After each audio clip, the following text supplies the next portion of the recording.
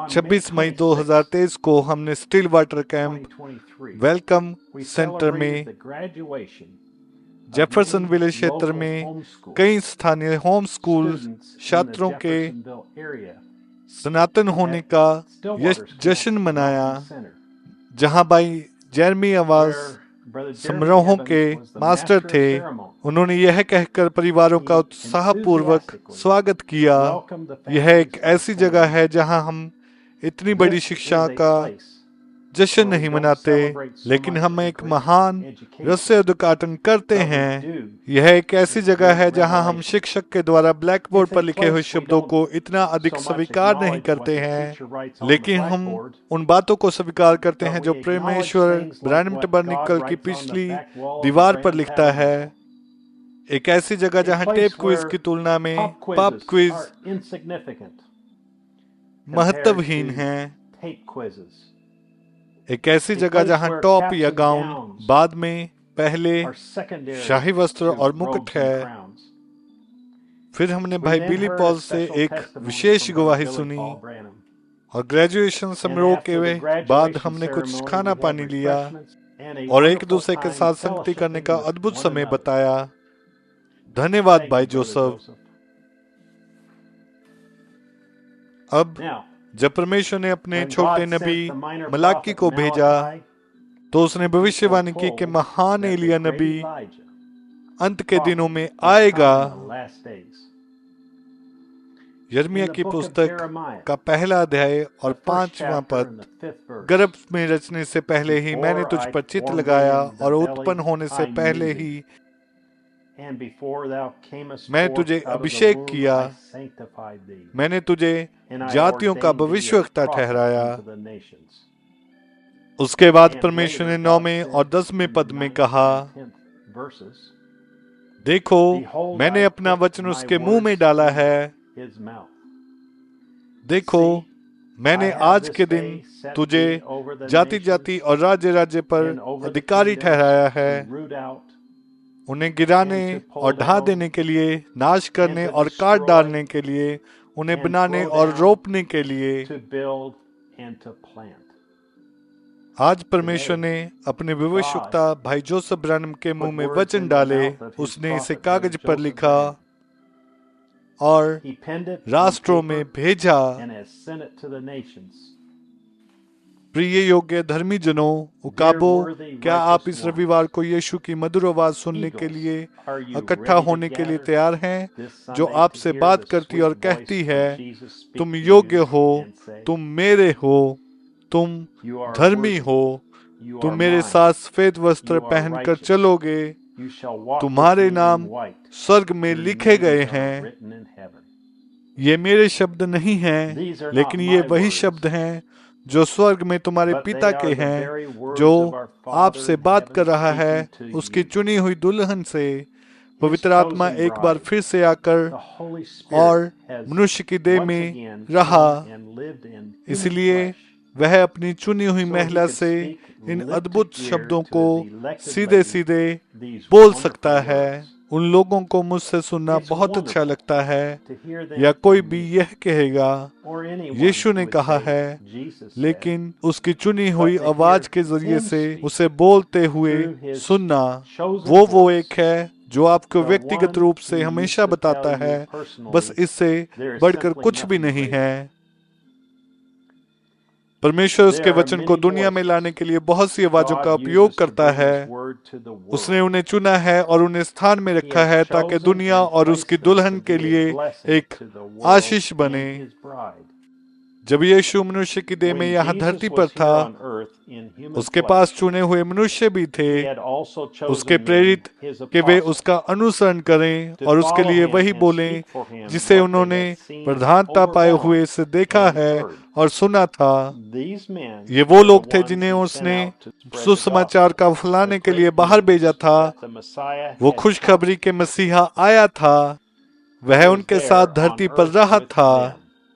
उसने उन्हें दो दो करके भेजा ताकि इस महान समाचार की घोषणा करने के लिए, ताकि सभी मनुष्यों को उसके अपने पास लेकर आएं। जब एक रात उसने उन्हें इकट्ठा किया तो उसने उनसे पूछा, वे क्या कहते हैं कि मैं कौन हूँ? उन्होंने उत्तर दिया, कुछ लोग कहते हैं कि तुम एलिया हो, कुछ कहते हैं कि तुम यूहन्ना बपतिस्मा देने वाला है। लेकिन उसने कहा, तुम क्या कहते हो कि मैं कौन हूँ? तब पतरस ने उन महान शब्दों को कहा, तू जीवते परमेश्वर का पुत्र मसीह है। यीशु ने उसे उत्तर दिया और कहा, पतरस, मांस और लहू ने ये बात तुझ पर प्रकट नहीं की, लेकिन स्वर्गीय पिता ने तुझ पर इसे प्रकट किया है। और इस चट्टान प्रकाशन पर मैं अपनी कलीसिया को बनाऊंगा। संसार इस महान रहस्य पर लगभग पूरी तरह से लड़खड़ा चुका है। कुछ लोगों का विश्वास है कि उसका मतलब पतरस से था। कुछ लोगों का विश्वास है कि यह एक चट्टान थी जो वहां पड़ी हुई थी। कुछ लोगों का विश्वास है कि यह यीशु था, लेकिन प्रकाशन के द्वारा हमें पवित्र आत्मा के द्वारा दिया गया, हम जानते हैं कि यह उसका प्रकाशन था कि वो क्या था। यीशु की मृत्यु, गाड़े जाने और पुनरुत्थान के बाद पेंतिकोस्त के दिन उन्हें संसार को यह महान समाचार सुनाने के लिए भेजा गया था। पतरस को एक बार फिर से बोलने वाले प्रवक्ता के रूप में चुना गया और उसने लोगों के सामने जाकर और घोषणा की कि उसके पवित्र आत्मा को कैसे पाना है। उसने कहा, अवश्य है कि तुम्हें पश्चाताप करना है और प्रभु यीशु मसीह के नाम में बपतिस्मा लेना है। पवित्र आत्मा ने पतरस पर क्या ही कार्यस्थान को रखा था, हम केवल यह कल्पना कर सकते हैं कि लोगों ने उसकी ओर किस तरह से देखा। वह यीशु के साथ चला जब वह यहाँ धरती पे देह में था। वो उसका मित्र था। वह हर दिन उसके पास ही था। वो एक जिसे उसने प्रकाशन देने के लिए चुना था, लेकिन परमेश्वर ने किसी और को अपना भविष्यवक्ता होने के लिए चुना था, पौलुस। जब पतरस पौलुस के पास अंताकिया में आया तो वह अन्य जातियों के साथ खा रहा था और पी रहा था। लेकिन जब याकूब के लोगों का एक झुंड वहां पर आया तो वह पीछे हट गया और डर गया।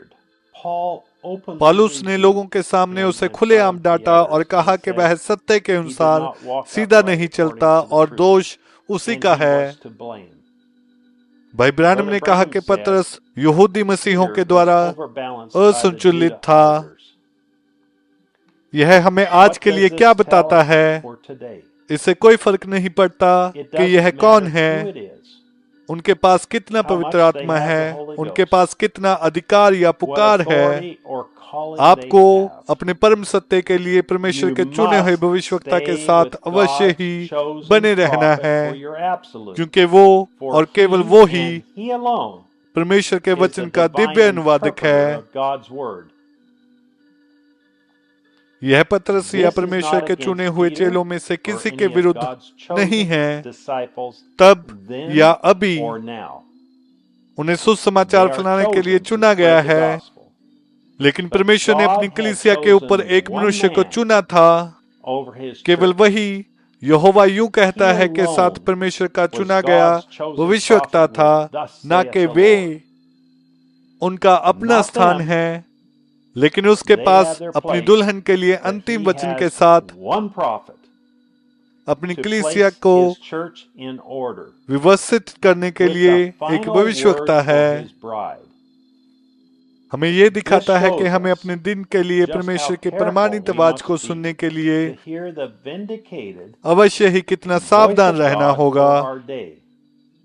वो एक जिसे उसने अपने वचन का दिव्य अनुवादक होने के लिए चुना,